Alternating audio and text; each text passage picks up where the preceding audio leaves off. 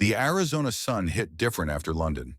I stepped out of the Uber and pulled my duffel bag from the back seat, the dry heat curling around me like an old memory. My boots crunched against the gravel as I looked out across the land that was supposed to be mine. My inheritance, my peace. What I saw instead made my stomach twist. Rows, endless rows of identical beige houses lined up like soldiers on parade. Uniform lawns, cookie-cutter mailboxes, faux Spanish tile roofs, all of it where my Aunt Clara's wildflower fields used to stretch into the horizon. The Uber driver leaned out the window, confusion etched across his face. "Sir, are you sure this is the right address? This looks like a whole community." I nodded mutely, staring at the pristine sign that read, "Welcome to Sapphire Meadows, a premier emerald living community." Gold-plated lettering, sculpted hedges. It was mockery wrapped in suburbia. I paid the driver and didn't respond when he offered a confused, "Good luck." I didn't need luck. I needed answers.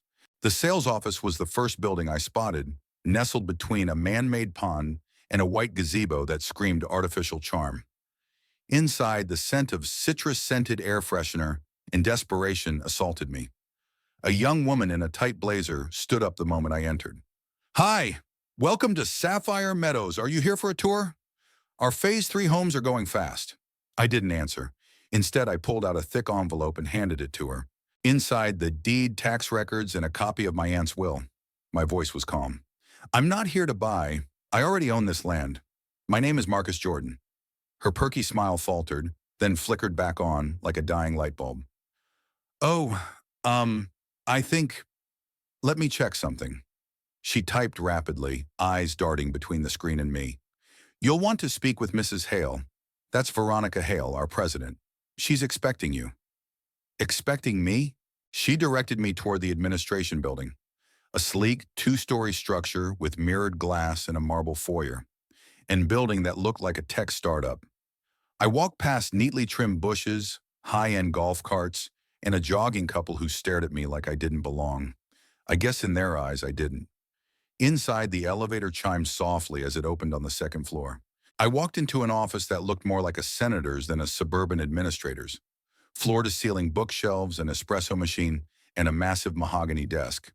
Behind it sat a woman in her early 50s with silver hair, a power suit, and a smile that reminded me of a courtroom predator.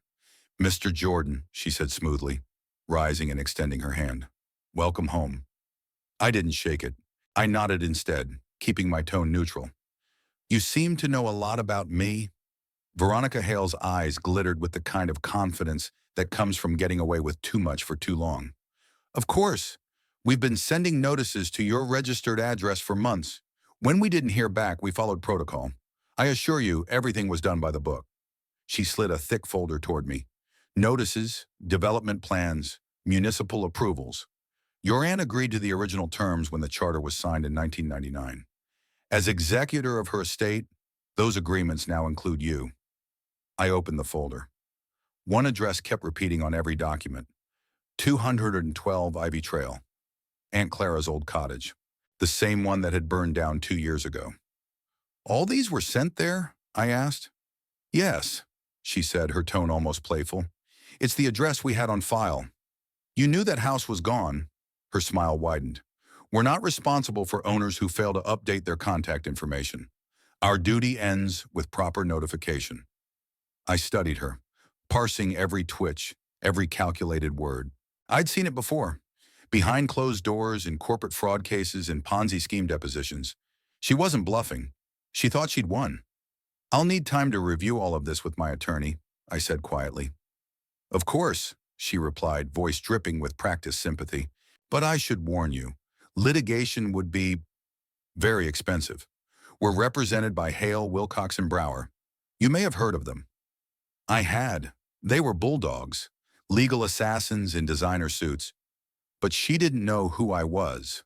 Not really. Not yet. I left without another word. Outside, a security patrol car passed me slowly, the driver's sunglasses tracking my every move. Hidden cameras blinked from street corners.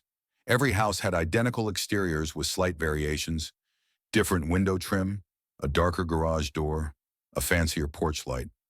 manufactured variety, synthetic perfection.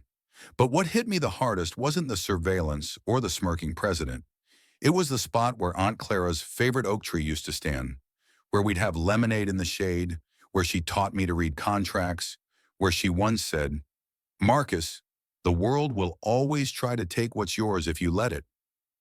Now that spot held a fiberglass fountain with 3 bronze swans and a plaque that read, "In honor of suburban peace."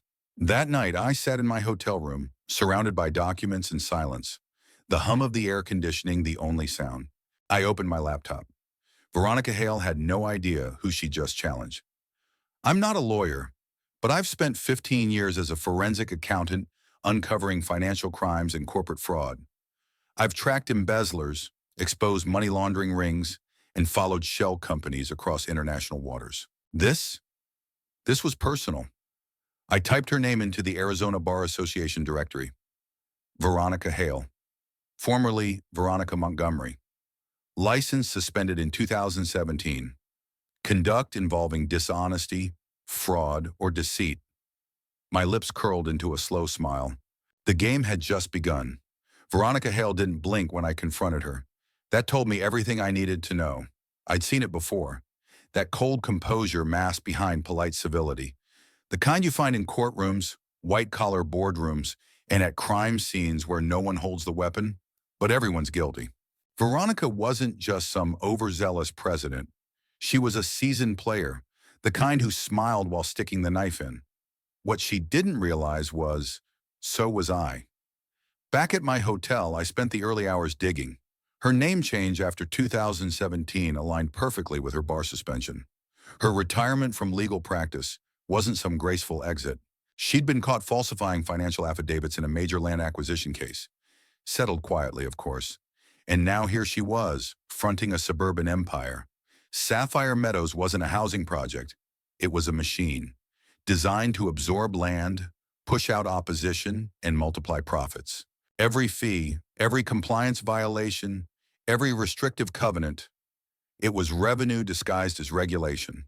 The more I looked, the clearer it became. They didn't just steal land. They engineered a system to make it legal. I needed someone on the inside, or rather, on someone formerly on the inside. That help came sooner than expected. The text arrived just before 2 a.m. Unknown number. Heard you're back. If you want the truth about Veronica, in the meet me at the Perk on 8th, 10 a.m. Don't be late. The Perk was a local cafe downtown. Low profile, the kind of place built for whispered conversations and nervous glances over shoulders. I arrived early and sat with my back to the wall, black coffee in hand, eyes scanning the room. At 10:01, she walked in. Dark navy suit. Heels, hair pinned back tight. Late 20s, maybe early 30s. Sharp eyes under tired lids. She spotted me immediately and slid into the booth across from me. "Marcus Jordan?" I nodded. "I'm Danielle West," she said, voice low but firm. "I used to work for Veronica Hale." My eyebrows rose slightly. She didn't wait for me to speak. "I was fresh out of law school. Thought I'd landed a dream job. A rising star in property law, mentoring under a powerful woman who knew everyone worth knowing." She paused, bitter smile tugging at her mouth. "But dreams turn fast when you're working for a parasite." She set a folder between us. Inside, memos, signed directives, internal emails. Veronica's signature was everywhere. "This one's from last year," Danielle continued, tapping a printed email chain. "She knew your aunt had passed away. She joked about it, said something like, 'Fish where the pond's dry, less chance of splashing.' Then she gave instructions to keep sending notices to the demolished address." My jaw clenched. "You saw all this and stayed?" Danielle's eyes didn't flinch. "I tried to go to the state bar. She buried me. Called me a disgruntled ex-employee. No firm in 3 states would hire me after that. She's got fingers in everything. Judges, council members, maybe even the DA. "Why me?" I asked. "Why now?" She leaned in. "Because you're not just some heir. You're trained. You see what others miss. Clara, your aunt, I knew that. She was preparing for this. Before she passed, she told me, 'If Marcus ever shows up, help him finish what I started.'" I sat back slowly. My heart beat faster, not from shock, but from clarity. "You were close with her?" Danielle nodded. She was my mentor in law school, the reason I passed the bar, the reason I didn't lose my damn mind working for Veronica. She reached into her bag and pulled out a sealed envelope. On the front, in delicate cursive, Marcus, for when the vultures circle. Clara. I opened it with care. Inside, a handwritten letter. Marcus, if you're reading this, then the people I feared most have finally made their move. You always were the sharp one in the family. The land is more than inheritance. It's leverage. Look beneath the oak tree near the old creek bed. I buried something there years ago. Trust Danielle. She's one of the good ones. Aunt Clara. I exhaled slowly. The pieces were falling into place. The oak's gone, I said. Danielle gave a half smile. But the roots are still there. We spent the next 3 hours going over what she'd brought. Financials, shell company diagrams, fraudulent permits, a real estate paper trail that stank worse than rotting drywall. But what stuck with me most was the pattern. 15 properties, all taken the same way. Vague charter clauses, unnoticed mail, elderly or absentee owners, rapid development. In every case, the original deed holder had either died, moved out of state, or been deliberately kept in the dark. Veronica's playbook wasn't new, it was industrialized. Danielle reached into her briefcase again. One more thing. She handed me a report. Environmental Survey 1997. Owner, Clara Jordan. Status, remediation required. High methane pockets detected. I looked up sharply. This land had natural gas? Danielle nodded. That's why Veronica's accelerating construction. Once she controls the mineral rights, she sells them to Excelsior Energy for a projected $50 million. That explained everything. Not just the rush, not just the secrecy. The entire scam was camouflage. The homes were decoys. The real prize was under them. I closed the folder and sat back, mind spinning with strategy. Danielle looked at me curiously. What are you thinking? I smiled. Slow, deliberate. That it's time we built a trap of our own. The next morning we returned to the land. Danielle met me just after sunrise wearing jeans and a zip-up hoodie, her briefcase replaced by a worn backpack and a pair of gloves. We parked 2 blocks outside Sapphire Meadows and hiked in on foot, sticking to the tree line, far from the eyes of security patrols. The oak tree was gone, sure, but the earth remembered. Clara had always said that memory lived in the soil. She wasn't wrong. We found the creek bed first, now dry, reduced to a concrete-lined drainage ditch. But 20 feet east, behind a row of new construction fencing, the ground sloped just slightly. Danielle pointed at the spot without hesitation. She called it her sanctuary, she murmured. She planted wild sage here, said it kept the snakes away. I grabbed the shovel. 30 minutes of digging revealed the edge of a waterproof container, thick plastic with reinforced corners. I yanked it free, fingers trembling with the anticipation of buried truth. Inside, a stack of documents wrapped in plastic sheeting, an old cassette recorder, and a spiral-bound notebook with Clara's handwriting on the cover. Danielle leaned over my shoulder. Is that what I think it is? Better, I said. It's evidence. We took the box back to my hotel room and spent hours cataloging the contents. The notebook was a journal. Clara had been tracking Veronica for over 6 years. Every suspicious land grab, every shady permit, even the names of contractors who'd been pressured to look the other way. But it was the cassette recorder that froze me. Clara's voice crackled through the speaker, calm, determined, and very much alive in that moment. If you're hearing this, Marcus, then you're standing exactly where I knew you'd be. They've come for the land, and they've come hard. But I've been preparing. Veronica Hale isn't just corrupt. She's part of something bigger, a network. Developers, politicians, fake inspectors. They steal from people who don't know they've been robbed. In this box are the original agreements, not the doctored ones they're showing you. I had them notarized before the amendments went through. One signature short, mine, which means the changes they're claiming never legally took effect. I paused the tape, stunned. She never signed the amendments, I said quietly. That means they had no authority to build anything here. Danielle's eyes widened. That's enough to challenge the entire development. I opened the next envelope. Inside was a certified copy of Clara's will. Not the version filed by the lawyers, but a newer one. This one specifically named me as the sole beneficiary of the land, its subsurface rights, and any future mineral extractions. She had even attached a note to the last page. Don't let them bury this place, or what it means. By noon, I had a war room set up in my hotel suite. Maps, documents, flowcharts taped to the walls, financial transactions highlighted, arrows connecting shell corporations. Danielle watched, both impressed and maybe a little afraid. You always do this? She asked. Only when I want someone to go to prison, I replied. That night, I made a move. I called Veronica. Her voice was sharp as ever. Marcus, what can I do for you? I've been reviewing the documents, I said, keeping my tone casual. You're right. This could take years to untangle, but I'm not unreasonable. If there's a way to resolve this quietly, I prefer that. Silence on the other end, then a cautious reply. I see. Are you suggesting a settlement? I'm suggesting a conversation, I said. Face to face. She offered lunch at the private country club. I declined. Too risky. Instead, I proposed neutral ground. A community center meeting room, 2 days from now. She agreed. After I hung up, Danielle gave me a wary look. You're walking into the lion's den. Only if she thinks I'm prey, I replied. The next 48 hours were a blur. I contacted 2 of my old colleagues from my forensic days. One a specialist in land title fraud, the other a former federal investigator now working private practice. I gave them everything. Not just about Sapphire Meadows, but about the other 15 developments Danielle had flagged. By the time I arrived at the community center meeting, I had more than just questions. I had a plan. Veronica arrived alone, but wore the confidence of someone who always brought a knife to a handshake. She greeted me with faux warmth and a thin folder in hand. Let's be civil, Marcus. No need for drama. I took a seat across from her. There won't be, I said, pulling out my own folder. Much thicker. Her eyes flicked toward it, then back to me. I've reviewed the development agreements, she began smoothly. Your aunt's consent was implied under the original bylaws. The law supports our actions.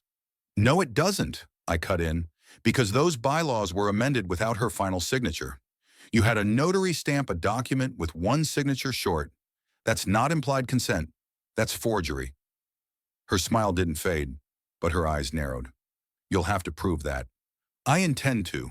I pulled out the copy of Clara's journal, Tonya Watts, then the audio recording, her signature on the original documents, the survey, the gas rights, the memo from Excelsior Energy, and finally a photograph of the deed transfer logged only 3 months ago, after Clara's death. Veronica didn't blink, but her throat moved. You came prepared, she said softly. I always do, I said, standing. But don't worry, this was just the warm-up. I haven't even gone to the media yet. I walked out and left her sitting there, flanked by mahogany walls, her empire suddenly feeling smaller. Outside, I texted Danielle one word. Loaded. Danielle and I didn't go back to the hotel after the meeting. We drove straight to a diner off the interstate. Neutral ground, out of range of cameras, drones, anything. I scanned the parking lot twice before we entered. We sat in a back booth under a flickering light. A waitress who'd seen too much in her life brought us coffee without asking. Danielle took a sip, then looked at me over the rim of her mug. You rattled her. She didn't flinch. She didn't blink, Danielle corrected. That's not the same thing. She's calculating now, trying to figure out whether to buy you off or bury you. I nodded. She doesn't know, I said, that the only thing worse than a forensic accountant with evidence is a forensic accountant with intentions. By midnight, I'd emailed digital copies of every document to a secure server with automatic backups to 3 locations. I had a meeting the next morning with someone who might just be the pressure point we needed. Special Agent David Chen, FBI White Collar Crimes Division. He called me at 8 a.m. sharp. Mr. Jordan, his voice was clipped, professional. I read your email. We need to meet today. We met in a rented office space that looked like an accounting firm on the outside and felt like a war room on the inside. File cabinets, cork boards, maps with pins and strings. The kind of place built for one thing, building a case. Chen was tall, mid-40s, Asian American with precise diction and a no-nonsense demeanor. He gestured for me to sit and got straight to it. We've been watching Jim Harlan for over a year. Fraud, money laundering, land grabs. But he's clean on paper, bulletproof. What about Veronica? I asked. Chen exhaled. We suspected she was connected, could never tie her in, until now. He motioned to my evidence folder on the table. This, he said, tapping it, changes everything. Danielle had joined us by then. She laid out the structure, how Veronica manipulated the original charter to claim land under obscure abandonment laws, how she exploited loopholes in notification statutes, how everything was technically legal until it wasn't. Chen pointed to a cluster of names on the wall. "Do these mean anything to you?" he asked. I scanned the list. 4 developers, 3 city council members, 2 judges, and a senator. Then I saw the name, Senator William H. Thornton. Danielle sucked in her breath. That's the one. Veronica called him the cleaner, said he kept things tidy at the federal level. Chen nodded grimly. He's been shielding developments across state lines. Arizona, Nevada, Utah, possibly more. How much money are we talking? I asked. North of $200 million, Chen said. And your land? That's the key. Excelsior Energy's deal is their crown jewel. $50 million in natural gas leases, pending final acquisition rights. But I haven't signed anything, I said. Exactly, Chen replied, which means you're the domino, the one that could knock the rest down. I leaned back. They thought they'd picked the perfect mark, an absentee heir, someone who wouldn't understand the paper trail or the politics. But I was here now, and I understood everything. So what do you need from me? I asked. Chen smiled, a cold professional smile. A trap, one only someone like you can set. That afternoon, Danielle and I put the plan in motion. She would re-establish contact with Veronica, tell her she wanted back in, that I was cracking under pressure, ready to settle. Danielle would act the part of the remorseful insider, offering to help Veronica clean up the mess in exchange for forgiveness and a fresh start. Meanwhile, I would play the role of the overwhelmed, angry heir, the kind who might just take a check and disappear, if the price was right. But what we really needed wasn't just money, it was confession. So I wired up. The latest equipment, audio and video embedded in a watch, transmitting in real time to a secure FBI channel. Danielle wore a similar setup, hidden under her lapel. The goal? Get Veronica to admit that she knew Clara was dead, that the permits were fraudulent, that she coordinated the entire scam. If we got her to mention Senator Thornton or Excelsior Energy, even better. 2 days later, Danielle met with Veronica over brunch at a lakeside bistro that screamed exclusivity.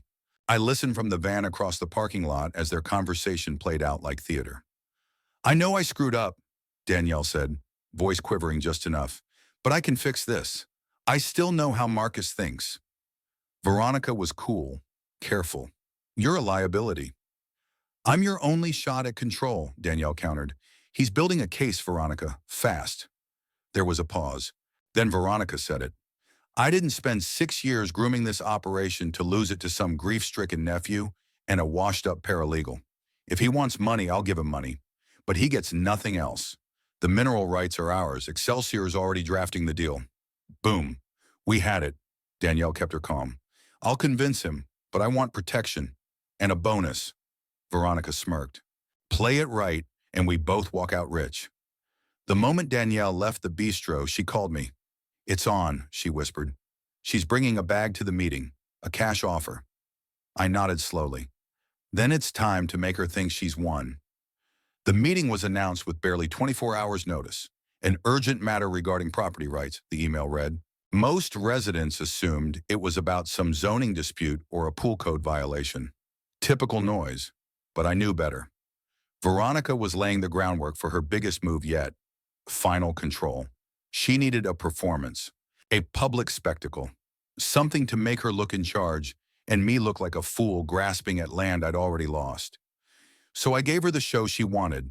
When I walked into the Sapphire Meadows Community Center, all eyes turned. Dozens of residents lined the chairs, some curious, others visibly annoyed. The room smelled like lemon floor polish and controlled resentment. Up front, under a chandelier that didn't belong in a community building, Veronica Hale stood like a politician mid-campaign. Her hair was perfect. Her suit was blood red. And her smile, practiced. Thank you all for coming on such short notice, she said, stepping to the mic. As many of you know, there have been questions regarding the rightful ownership of the land this beautiful community was built upon. Murmurs. She gestured toward me, as if I were some uninvited guest at my own trial. Mr. Marcus Jordan has claimed that the development was constructed on land inherited from his late aunt. While we sympathize with his confusion, the and our development partners followed every legal process available. Danielle sat to the side, expression unreadable. She was wired, so was I. I rose from my seat, slow, deliberate. I made sure to look tired, frustrated, overwhelmed. The man who wanted out. I just want what's fair, I said, letting my voice shake. My aunt left me the land, and now there are homes here. I'm not trying to hurt anyone, but surely I'm owed something. A few residents nodded. Some whispered. Veronica nodded with faux sympathy. We understand, and we're prepared to offer Mr. Jordan $200,000 in goodwill compensation. That's a very generous offer, considering how long ago these agreements were established. Gasps. $200,000. I paused, pulled out a few papers as if unsure what to say. That's far less than what the land is worth. Even undeveloped, it was appraised at over $5 million. Veronica's eyes gleamed. Was, she said. Past tense. The development has changed everything. That was the moment Jim Harlan stood from the front row. Sunglasses on indoors, golf tan, gold watch. Look, buddy, he said loudly. You can take the money and walk, or you can spend the next decade drowning in court filings. Your call. I let the silence stretch. Then I reached into my coat pocket and pulled out my phone. There's something you all should hear first, I said, tapping the screen. Veronica's voice echoed through the room, clear and damning. Of course I knew the old bat was dead. That's why I sent the notices there. Marcus Jordan was in London, probably sipping tea and eating crumpets. By the time he figured it out, we'd have everything locked down tight. The silence that followed wasn't quiet. It was explosive. Residents rose from their seats. Voices shot across the room. She knew? She planned this? Is this real? Veronica tried to speak, but I wasn't done. I pulled out a manila envelope and held it high. I also have environmental reports showing this land was contaminated and that Veronica Hale deliberately hid that information from homebuyers. These houses were built without remediation. You've all been living on unsafe land. Now it was chaos. Shouts, cries. A woman with a baby in her arms yelling that her child had developed rashes after moving in. An elderly man demanded a refund on the amenity fee he'd paid for the clubhouse. Jim Harlan tried to slip out the side door, but he was stopped by Calvin Lewis, my childhood neighbor and now a Sapphire Meadows homeowner. He stood in the doorway, arms crossed. Not this time, Jim, Calvin said. We all need to hear this. I turned back to the room. This community didn't fail you, I said, but the people who built it did. The funds used to cover Veronica's legal fees in fraud cases. The construction company filed for bankruptcy twice under different names. Every one of you deserves better. That night, as residents rallied and the board panicked, Danielle called me. She's unraveling, she said. She called someone she referred to as the senator, said she needs cover, fast. I didn't respond immediately because I was watching Veronica on a TV in my hotel room, pacing across her office in live feed from a tiny drone camera the FBI had slipped in hours before. She knows she's caught, I said finally. Danielle's voice was low. What now? I smiled, voice cold as steel. Now, we let her offer me a bribe. Veronica Hale always looked like she was in control, but not tonight. Her heels clicked nervously across the concrete floor of the abandoned warehouse off Route 47. The place reeked of dust, motor oil, and desperation. A perfect place for a deal no one was supposed to remember. I stood waiting, hands in my jacket pockets, the wire beneath my shirt already transmitting every word to a van parked half a mile away, and to the FBI agents listening in. Veronica entered, flanked by two men straight out of central casting. Thick necks, tactical boots, dead eyes. One of them carried a black duffel bag that sagged with the weight of cash. $8 million, Veronica said flatly, dropping the bag at my feet. Count it if you want. I knelt, unzipped it, and fanned through the bundles of $100 bills. Neatly wrapped, smelled like bribes and blood.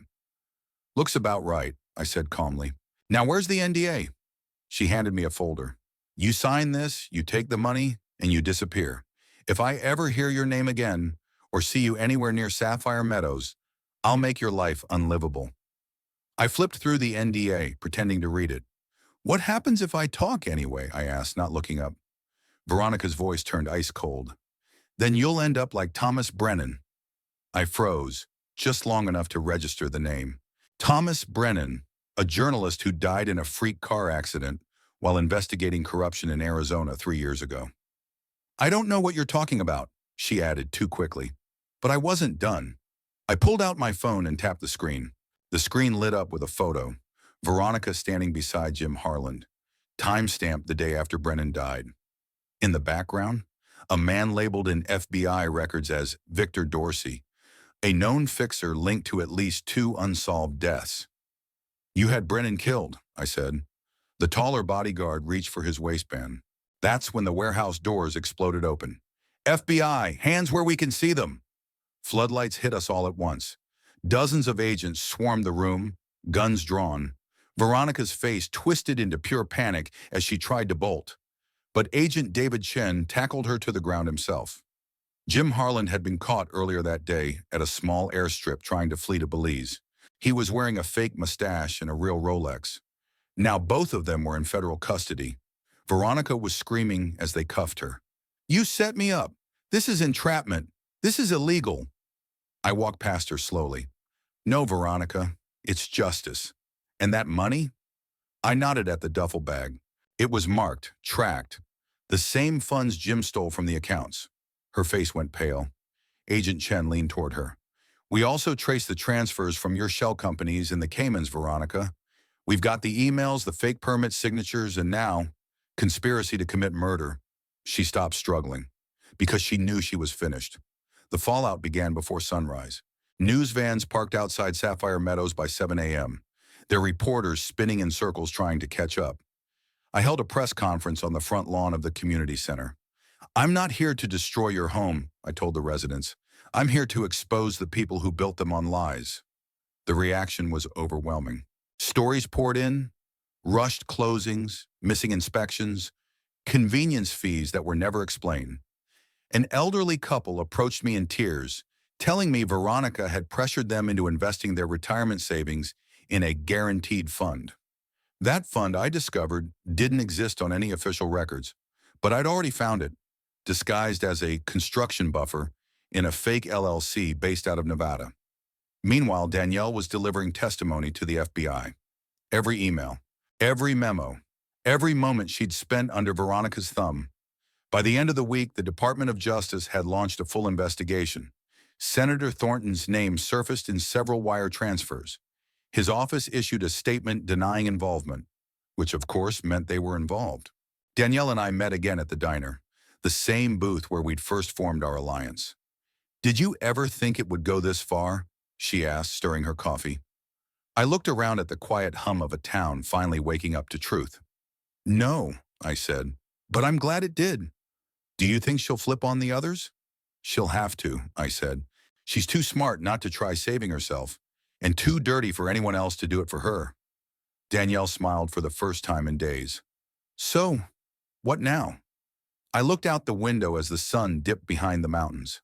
"Now," I said, "we rebuild. Not just the land, but the truth. One brick at a time." The federal courthouse in Phoenix had seen its share of scandals, but nothing like this. By the time the United States version, Veronica Hale et al. Opened proceedings, the media had camped out for days. Satellite trucks lined the street, protesters held signs, reporters jostled elbows for sound bites.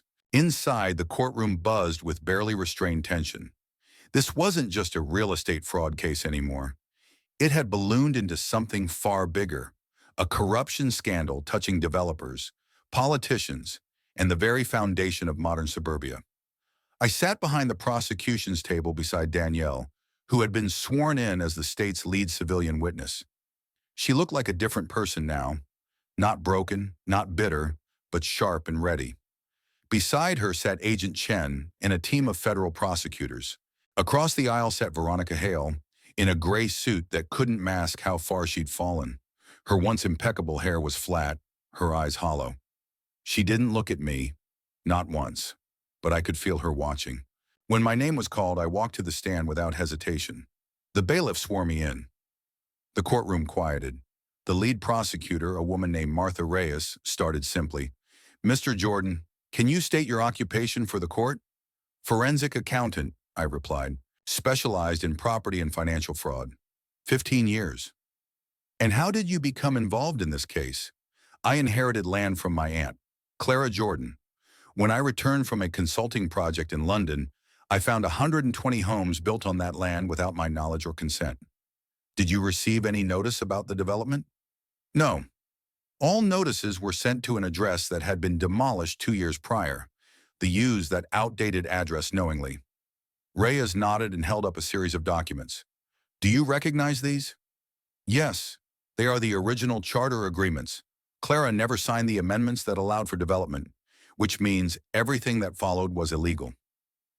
The defense attorney rose, Richard Blackstone, the infamous real estate shark from Scottsdale. "Mr. Jordan," he began smoothly, "isn't it true that you have a personal vendetta against my client?" "No. I have a professional obligation to expose fraud." He smirked. "And yet you wore a wire, pretended to accept a bribe. Doesn't that seem unethical?" I didn't blink. "Not when you're working with federal authorities in an active criminal investigation. The unethical part is offering the bribe." Laughter rippled in the gallery. Blackstone's smile faltered. He tried again, shifting tactics. "You claim the land is contaminated, yet hundreds of people live there. How do you justify frightening them with claims of danger?" "The falsified environmental reports," I said calmly. "The actual data shows methane levels 3 times over the legal limit. That's not fear-mongering. That's public health negligence." Reyes stood again. "Your Honor," she said, "we'd now like to submit Exhibit 42, audio recordings of the defendant discussing falsified notices and strategic exploitation of outdated property records." The judge, a no-nonsense woman named Judge Miriam Carter, reviewed the transcripts, then nodded. "Proceed." Veronica's voice filled the courtroom once again. "Marcus doesn't know what he's up against. The whole system is built to keep people like him out. By the time he figures it out, we'll be selling champagne on the golf course. Let him sue. I'll bury him in paperwork until he runs out of breath." Gasps. Blackstone stood. "Objection. Sustained," the judge said sharply. "But the jury will disregard only character inference, not content. The words are admissible." The tide had turned. In the following days, the prosecution laid out the full scope of the conspiracy. 15 stolen properties across Arizona, Nevada, and Utah. Shell companies funneling money through offshore accounts. Funds used to bribe inspectors, pay personal legal bills, and silence whistleblowers. A $50 million mineral rights deal with Excelsior Energy waiting in the wings. Then came the bombshell testimony. Jim Harlan, flipped and cooperating. He took the stand in a prison jumpsuit, avoiding Veronica's gaze. "Yeah, we knew Clara was dead," he said. "That's why we rushed the builds. Veronica called it planting homes like flags." "And Senator Thornton?" the prosecutor asked. Harlan swallowed hard. "He protected us, made calls when permits stalled. In exchange, we funneled donations through third-party PACs, washed it clean." Judge Carter leaned forward. "Did Ms. Hale direct you to conceal these transactions?" "Yes, Your Honor. She orchestrated the whole thing." It was over. Veronica's team tried one last trick, a motion to dismiss all racketeering charges on procedural grounds. Judge Carter didn't even flinch. "Denied. We proceed to sentencing." Outside the courthouse, reporters surrounded Danielle and me. "How does it feel?" one shouted. "To take down a political machine?" I looked into the cameras. "This wasn't just about a land dispute," I said. "It was about ordinary people being steamrolled by systems designed to profit off their silence. Today proves we're not powerless, and the law is still ours to wield when we use it right." Danielle smiled beside me, eyes brimming with vindication. "You think this changes anything?" another reporter asked. I turned to him. "It already has." The gavel struck once, and with that sound, sharp, final, justice echoed far beyond the courtroom walls. Veronica Hale was sentenced to 25 years in federal prison, No possibility of parole. Jim Harlan, flipping early, got 15 years and forfeited every dime from his offshore accounts. Senator William Thornton, once untouchable, was formally indicted on charges ranging from conspiracy to racketeering. His mugshot ran on every major network before the sun even set. But the consequences weren't just legal, they were structural. Over the next 72 hours, 3 city council members in Arizona resigned. 2 judges announced early retirement. Excelsior Energy canceled their mineral rights project under public pressure and federal scrutiny. And as for Sapphire Meadows, the community was in upheaval. Some residents packed up immediately, afraid their homes sat atop lies, or worse, unstable ground. But most stayed. They showed up to the emergency meeting I'd called, not because they trusted me, but because they didn't know who else to trust. I stood at the front of the room facing people who had been used and discarded by the same system that almost swallowed me. "You don't know me," I began, "but I know what you've been through. I walked into a land deal and found a criminal operation. You bought homes and got trapped in a scheme. None of this is your fault." A man near the front raised his hand. "What happens to our homes? Are we safe?" I nodded. "The structures are fine, but the land needs environmental cleanup. And more importantly, your legal ownership needs to be secure. That's why I'm proposing this." I handed packets to each table, a remediation and restitution plan. "I'm offering to sell each of you your home at the original price you paid, minus any fraudulent fees. No profit to me. The remaining funds, from recovered assets, clawbacks, and legal settlements, will go toward fixing what Veronica tried to bury." Silence. Then a woman in the back stood up. "You're giving up the land?" "I'm giving it back," I said. "The right way." They broke into applause, not polite, not even grateful. Relieved. It wasn't over, of course. Not really. The cleanup would take years. So would the legislative reforms that followed. But this community, my community now, was done being afraid. 3 months later, the media dubbed it the Jordan Amendment, a new federal law requiring triple verification for any property notices sent via mandatory owner consent revalidation every 5 years, and the creation of a national fraud database accessible to the public. Law schools across the country began including the State versus Veronica Hale in their ethics curriculums. And in the middle of all that, Danielle West opened her own law firm, specializing in defending homeowners from predatory and fraudulent developers. Within 6 months, she had offices in 3 states and a client list she couldn't keep up with. One night over drinks at a rooftop bar, she laughed, holding up a glass of bourbon. "To Clara," she said. I raised mine too. "To Clara, the woman who saw this coming and left the keys for us to finish it." But there was still one last twist. We'd long suspected Veronica was part of a broader network. Now we had proof. In her final weeks before trial, trying to cut a better deal, she gave up names. Dozens. Some of them just corrupt attorneys. Others, lobbyists, mayors, even a banking executive at a major lender who helped launder millions through fraudulent loan approvals tied to back developments. The web stretched across 12 states. Veronica's cooperation reduced her sentence by a year. But the damage was done to her life, her network, and her illusion of invincibility. In the end, the woman who built a fortress of lies was undone by her own blueprints. On the 1-year anniversary of her sentencing, we held a community event in what used to be the Sapphire Meadows Executive Courtyard. Now it was a public green space, renamed Clara's Field. The wildflowers were back. Kids ran across soft grass. Parents laughed. No officer in sight. I stood beside Calvin Lewis, my childhood neighbor turned community board president. "You know," he said, handing me a cold beer, "when you first walked into that meeting room a year ago, a lot of us thought you were the enemy. I didn't blame you." He looked out at the field. "Now, you gave us something we didn't think was possible." "What's that?" He smiled. "A second chance." The monsoon season had passed, and Clara's Field was alive with color.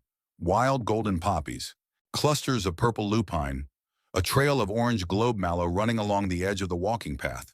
The town had voted, unanimously, to preserve the space as a nature reserve.